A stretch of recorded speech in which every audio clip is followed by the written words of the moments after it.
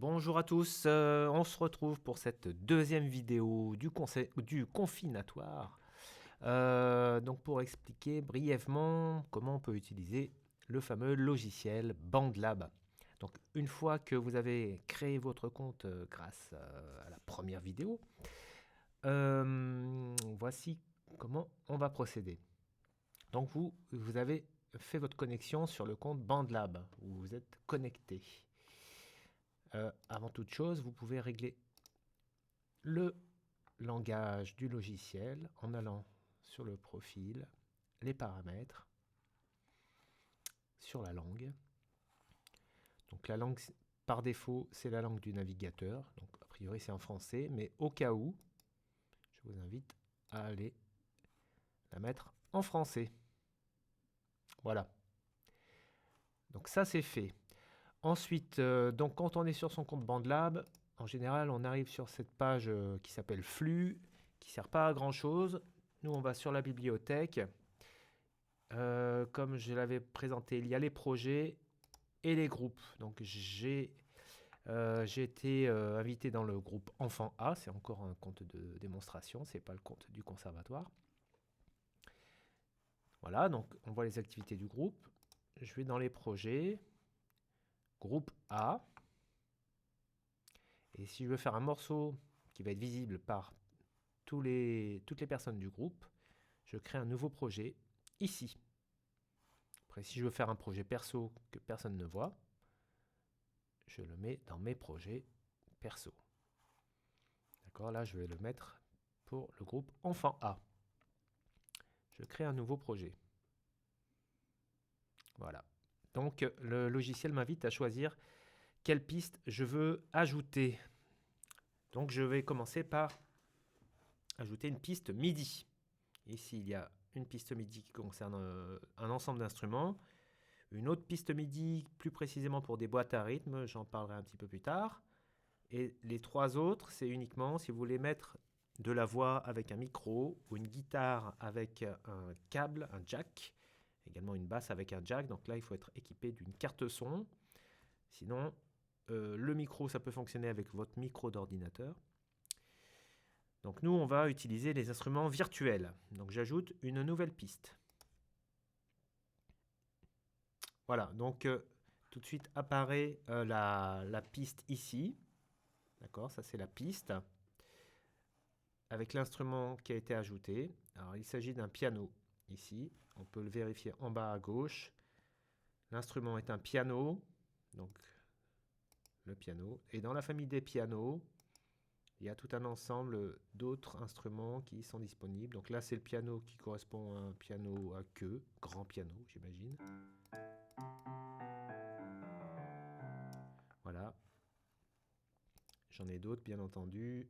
J'aurais pu sélectionner un orgue d'église, par exemple.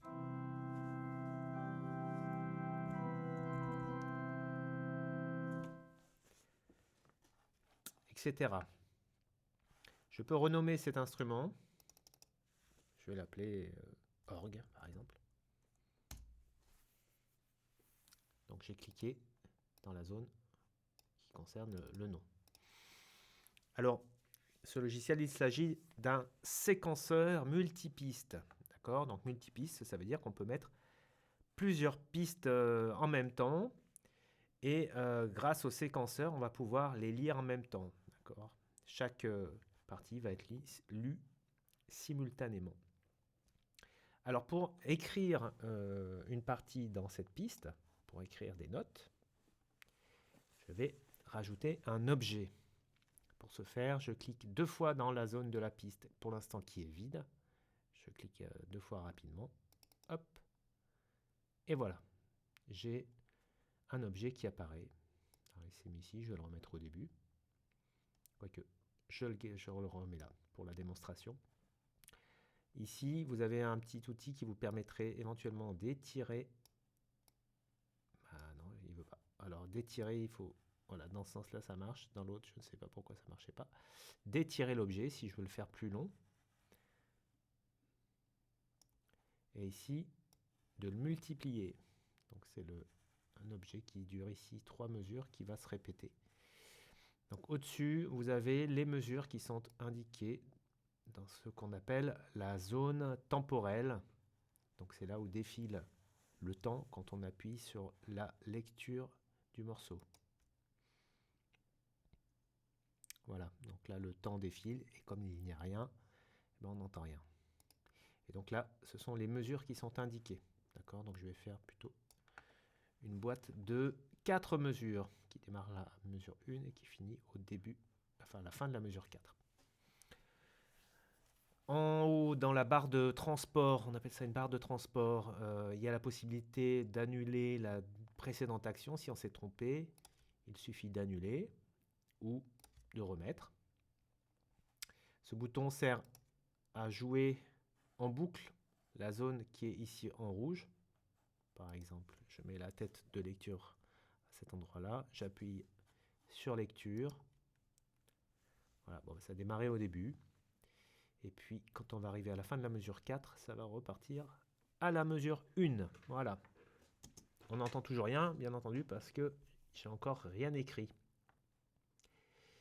Cette partie-là, découpée à la tête de lecture, ça permet de faire des coups de ciseaux. Hop, voilà. Pour l'instant, j'en ai pas besoin.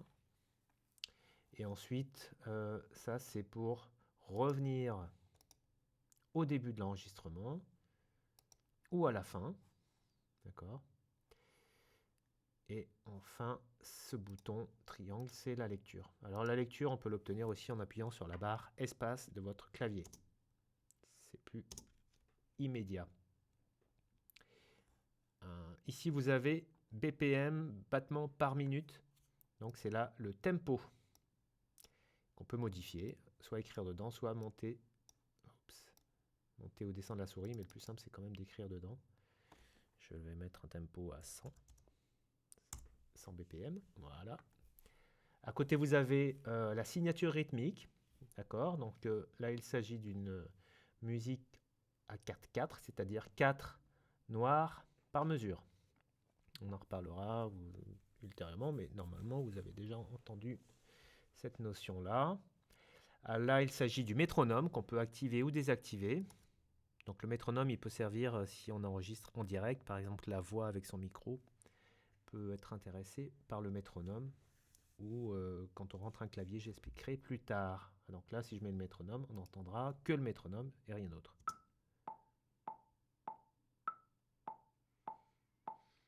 Avec le premier temps, mis en avant par un son plus aigu. Voilà, et ici c'est les réglages du tempo, du métronome, le son du métronome, le volume du métronome, et le compte à rebours avant un enregistrement, si on veut enregistrer en appuyant sur le bouton rouge. Il y a par défaut une mesure, on peut en mettre 2 si on préfère, voire pas du tout. Ici, il s'agit du volume de sortie de votre ordinateur. Parfois, si le son grésille, il faut baisser un peu. Jamais au-dessus, ça sert à rien. Si c'est pas assez fort, c'est qu'il y a un problème sur votre ordinateur, mais on évite de monter au-dessus de 0 dB. Voilà.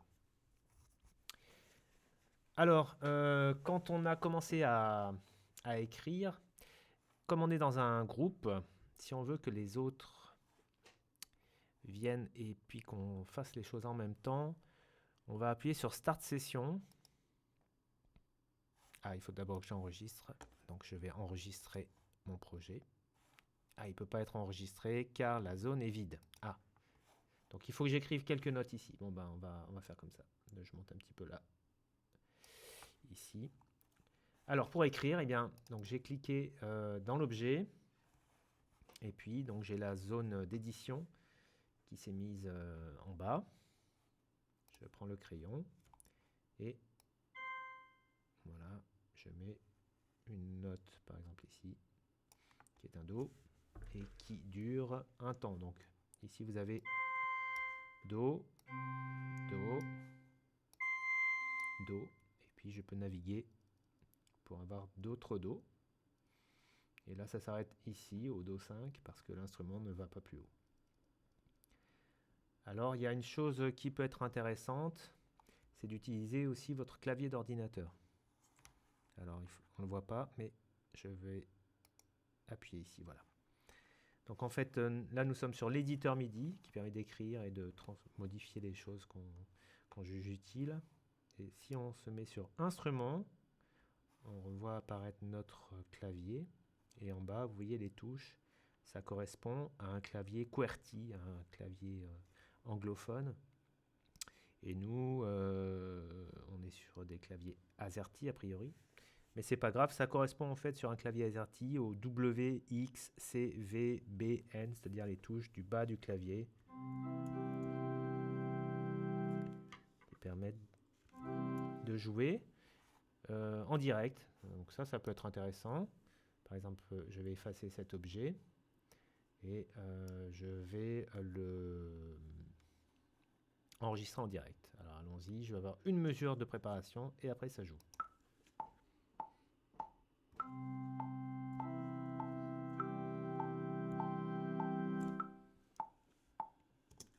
Voilà, donc là j'ai fait une belle introduction d'une mesure en Do majeur.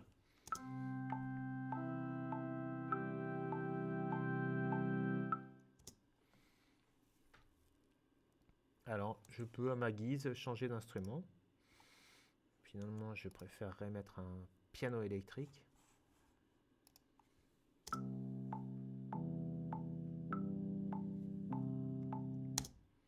Ou modifier les notes que je viens de rentrer.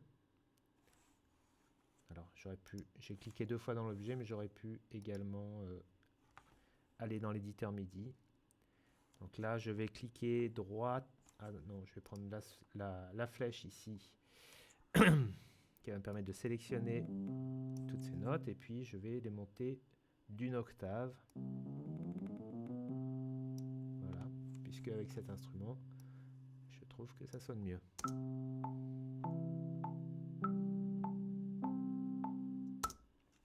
Voilà, donc là j'ai par exemple une introduction. Quand je clique sur la zone qui est en rouge, ça active ou désactive la boucle. Voilà, donc je peux maintenant aller enregistrer le morceau. Nouveau projet, je vais le renommer peut-être ici, je vais l'appeler Easy C. Easy, ça veut dire facile. C étant la lettre qui correspond à Do. Voilà, donc maintenant je peux appuyer sur Start Session. Voilà, ici mon logo est apparu. Et puis si jamais quelqu'un vient à se connecter en même temps sur ce morceau, eh bien il va apparaître ici. Lui verra ma souris en train de bouger. Moi, a priori, je verrai la sienne également en train de bouger. À ce moment-là, c'est intéressant d'utiliser le chat en bas à droite pour dire bonjour. Ce morceau va être terrible. Hop. Et puis, on peut éventuellement dire tout ce qu'on a fait quand on y est passé. Alors, là j'ai mis du piano et puis maintenant je peux rajouter tous les instruments qui me font plaisir. Donc je rajoute une piste, j'appuie sur le plus ici et je vais choisir encore un instrument. Donc il s'est mis à nouveau, je clique sur instrument, il s'est mis sur le piano, hein. Il se met par défaut sur le piano. Donc là on va prendre autre chose puisque j'ai déjà mis un piano électrique et on va prendre une basse. Voilà, donc je joue avec mon clavier. Et puis je vais décider d'enregistrer, après cette jolie introduction, je vais enregistrer une ligne de basse. Je garde le métronome pour ça, puisque je vais enregistrer en temps réel.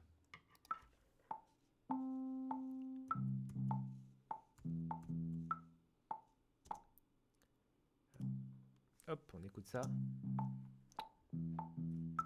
Voilà, donc là j'ai une mesure que je peux étirer autant de fois que je veux.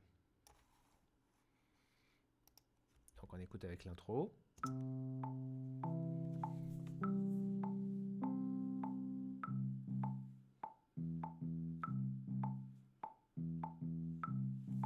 Ok, bon. Ici, peut-être je vais juste modifier une note qui me permettra de faire entendre l'arpège de Do majeur dans la mesure, c'est-à-dire Do, oups, où je suis passé là, voilà. Do, Mi, et puis Sol. Voilà, le bassiste il va jouer Do, Mi, Sol en arpège, c'est-à-dire une note après l'autre.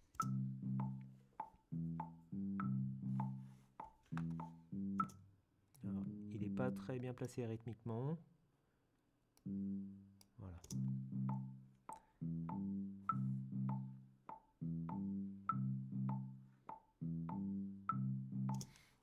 Alors, la première fois, ici, ça s'est placé un petit peu de manière aléatoire sur la grille en fonction de la manière dont j'ai joué.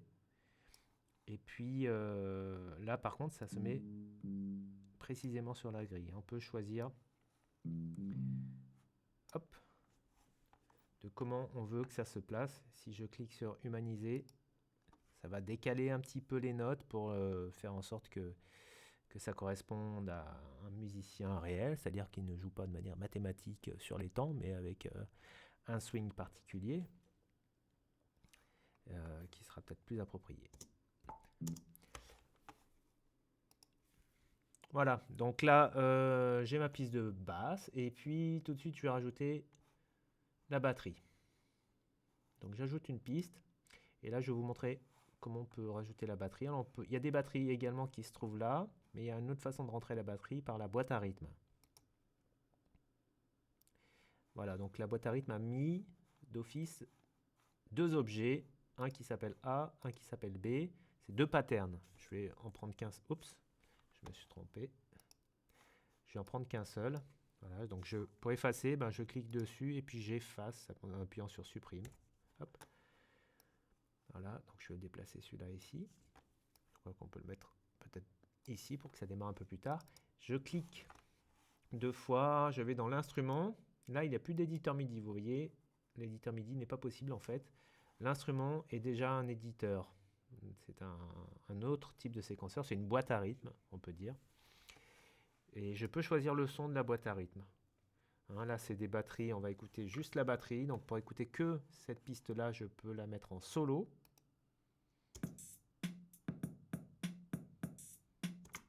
Voilà, vous entendez.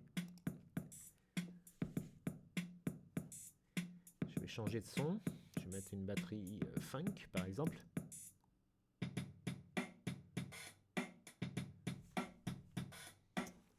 Ok, je vais enlever ce coup de charlet là qui ne me plaît pas trop. Je vais le mettre plutôt ici.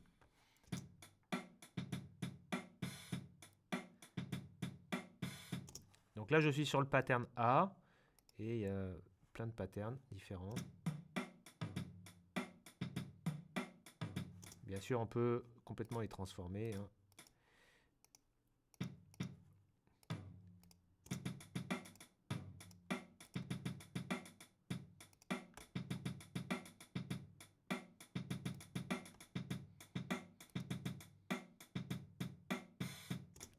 Voilà, donc là, vous avez les symboles des instruments qui correspondent à la batterie, la grosse caisse. Ici, c'est la caisse claire. Ici, c'est la caisse claire en rimshot, je présume. On va écouter. Ah non, oui, c'est ça, rimshot. Donc avec le bord de la baguette sur le cercle. Ici, c'est la charlet fermée, la charlet ouverte. Et ça doit correspondre à la cymbale. Donc là, c'est mon pattern A. Si je mets ma tête de lecture sur la mesure 9 et que je veux rajouter mon pattern B, je clique sur Ajouter B. Hop, et voilà, j'ai un pattern B qui vient d'apparaître.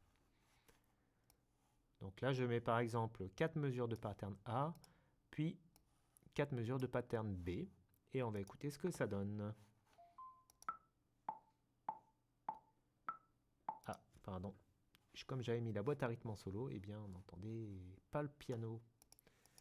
Je vais renommer tout de suite, puisqu'il ne s'agit plus d'orgue, mais d'un piano électrique. Je vais mettre Rhodes, qui correspond à la marque célèbre de Fender Rhodes, qui a un piano électrique très célèbre. Donc j'enlève le solo pour entendre toutes les pistes. Je vais enlever le métronome.